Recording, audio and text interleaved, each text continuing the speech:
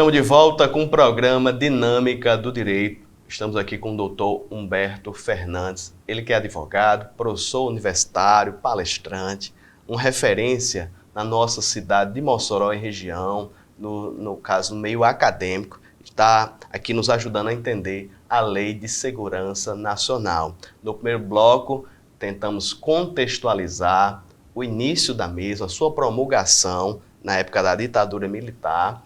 Passamos pela década de 90, chegamos no ano 2000, mas, doutor, antes de chegar nos casos práticos, que ela está sendo aplicada de 2018 para cá, infelizmente, vamos ver alguns casos práticos da mesma, alguns inquéritos. Eu quero que o senhor me ajude a entender quais são os tipos penais, quais são os crimes que a Lei de Segurança Nacional prescreve, está consignado lá. Nazeu, são crimes de várias ordens, inclusive há um rol tipificado bem extenso, mas a gente pode aqui fazer uma sintetização, por exemplo, crime de propaganda de processos violentos que venham atentar contra a ordem pública, discriminação racial, perseguição religiosa, propaganda de guerra, a prática de traição, né, entrega de segredos de estados a estados estrangeiros, a facilitação de invasão de milícias ou de estados estrangeiros dentro do território nacional, né, de paramilitares, enfim, tudo que a lei compreende como atentado à soberania nacional.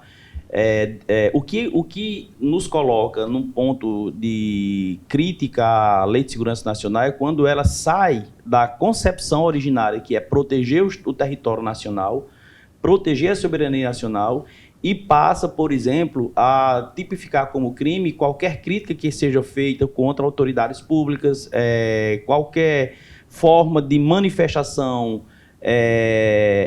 dentro da liberdade, por exemplo, de reunião, de manifestação, de livre expressão, tratado como crime e, por conseguinte, com a possibilidade de reprimenda estatal. Então, esse tipo de conduta, ele viola toda a lógica de sociedade, viola toda a lógica de Estado democrático de direito e viola de forma muito clara o sistema constitucional que iniciou em 5 de outubro de 88. Doutor Humberto, com as redes sociais, se democratizou a informação. Hoje em dia, qualquer cidadão, até quem está nos assistindo, pode fazer um canal no YouTube, ou mesmo um blog, ou Instagram, que seja, mas ele pode manifestar a sua informação, agir literalmente como um jornalista, seja investigando, seja dando a sua opinião. Então, o cidadão em casa que está sentado agora, se ele utilizar algum meio desse, mais uma vez, nós temos a questão da Suprema Corte, por exemplo, são 11 ministros. Se ele manifestar a sua opinião contra um desses ministros, tem pessoas que utilizam até termos mais baixos, eu não quero aqui, no caso, manifestar esses termos mais baixos, mas indo em contra uma decisão, por exemplo, um preceito, ele pode ser configurado, ele aqui em Mossoró, estado do Rio Grande do Norte, manifestando sua opinião no seu canal, ele pode ser chamado, pode ser que a Polícia Federal bata na porta da casa dele, porventura, uma crítica mais dura, mais acirrada. É possível, doutor Humberto? Dentro do sistema constitucional de 88, em qualquer hipótese, a liberdade de expressão, inclusive em meados da década passada, através de uma ação de descumprimento de preceito fundamental, chamada ADPF, o Partido Democrático Trabalhista, ele entra com a ADPF no Supremo Tribunal Federal, questionando a lei de imprensa. E o Supremo Tribunal Federal, na sua manifestação, que foi a manifestação que foi acatada como decisão da Suprema Corte, disse que, primeiro, não havia necessidade de diploma de jornalista para ser jornalista, porque ela era inerente à própria lógica de sociedade e de manifestação de pensamento. Segundo, não há possibilidade de se impedir previamente a manifestação de pensamento por parte de qualquer cidadão. Pode haver responsabilidade posterior pelo que ele disser, por exemplo, no campo civil e no campo penal. Porque se eu usar minhas redes sociais para imputar, Nazil, você, pelo cometimento de um crime, eu vou ter que provar que você cometeu aquele crime. Se eu não consigo provar que você cometeu aquele crime, quem comete o crime de injúria sou eu, não é? De modo que há necessidade, desculpa, o crime de calúnia, há necessidade de responsabilidade pelo que eu falar a posteriori. O que eu não posso é ir para as minhas redes sociais, ir para o meu canal de YouTube, como foi dito aqui, ou ir para qualquer veículo de comunicação e incitar a violência contra agentes do poder público. Nós estamos vivendo, estamos convivendo, estamos presenciando, nossa geração está sendo testemunha de fatos que, em nome da liberdade de expressão, incitam violência, quebra da ordem democrática, deslegitimação das instituições públicas, né, sob a batuta da liberdade de expressão. A liberdade de expressão não é a quebra da democracia, a liberdade de expressão é o fortalecimento da democracia. Tem um autor alemão chamado Karl Loewenstein, que ele trata da democracia militante. E a democracia militante, na lógica de sua base teórica, é aquela que todo o tempo está se autodefendendo. Então, a democracia ela não pode conviver com nenhum tipo de ação ou de conduta que seja para quebrar a democracia, que seja para destruir a democracia. Então, eu não posso, em nome da democracia, destruir a democracia. A democracia ela precisa ser constantemente fortalecida e defendida.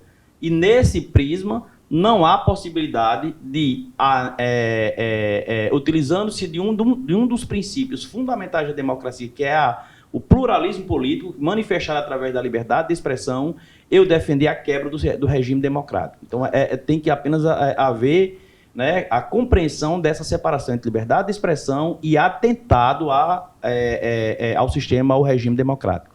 Doutor Humberto, vamos começar a falar de alguns casos práticos, algumas aplicações. Vamos deixar o caso do Daniel Silveira para um bloco específico, o próximo bloco, o deputado Daniel Silveira. Então, ainda nesse bloco, queria que me falasse bem rapidinho, doutor. Em 2020, o ministro Gilmar Mendes, do STF, teria dito que as forças, no caso, o Exército, as forças nacionais estariam sendo participantes de um genocídio. E então, o ministro da Defesa teria denunciado o ministro Gilmar Mendes.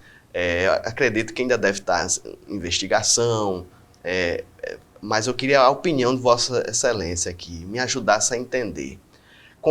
Se essa aplicação, se essa interpretação, por exemplo, do ministro da Defesa, foi correta, a seu ver, sobre a lei de segurança nacional.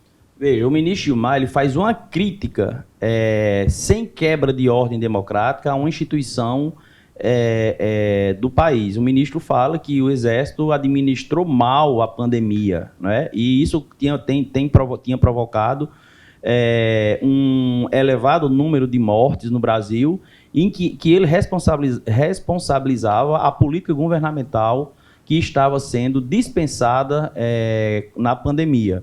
Veja que ele não incitou nenhuma quebra de ordem. Ele não convocou ninguém para ir às ruas desacreditar ou deslegitimar o Exército.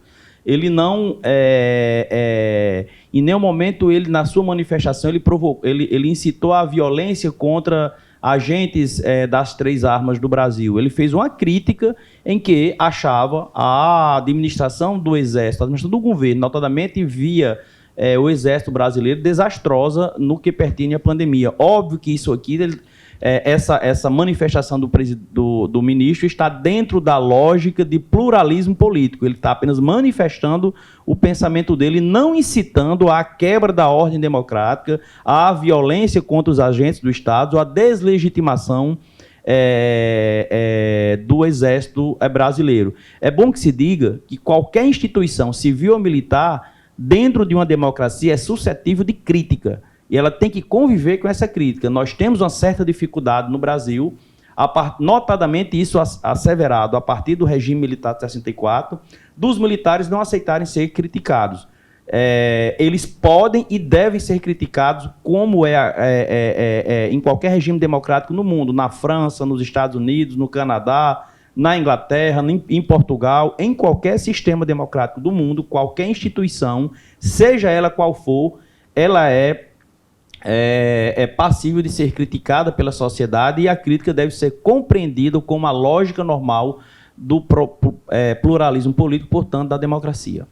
Estamos aqui com o Dr. Humberto Fernandes, advogado, professor universitário, falando sobre a Lei de Segurança Nacional. Não sai daí.